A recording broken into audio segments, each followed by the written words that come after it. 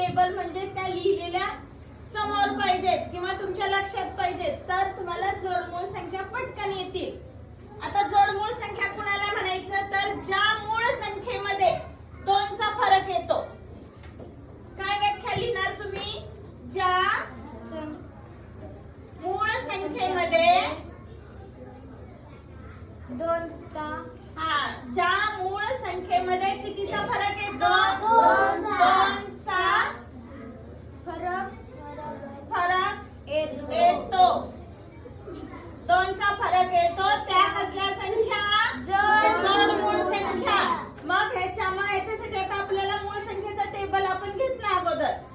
मग आता मूळ संख्या ह्या आहेत. पहिली मूळ संख्या 2 आहे, दुसरी 3, तिसरी 5. मग आपल्याला जोडमूळ बघायच्यात आणि 2 चा फरक. मग या दोन्हीमध्ये 2 चा फरक येतोय का मला सांगा बरं? या दोन्हीमध्ये कितीचा फरक येतोय? 1 चा. चला म्हणजे हे होईल का? ह्या जोडमूळ नाही. आता आपण ह्या दोघींचं बघू. 5 आणि 7 ह्यांचा फरक किती आला? 2 आला. म्हणजे मग ही आहे का?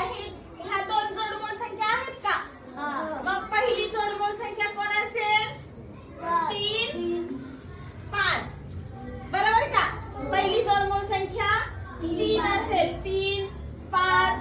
आता ह्यांचा फरक बघू. ह्यांचा फरक येतोय का रे? 2, 11 आणि 13. पण त्याच्या अगोदर आपण ह्यांचा फरक नंतर आहे 11 आणि नंतर आहे 13. मग या दोन्हींचा फरक किती येतोय मला सांगा? यांची वजाबाकी. फरक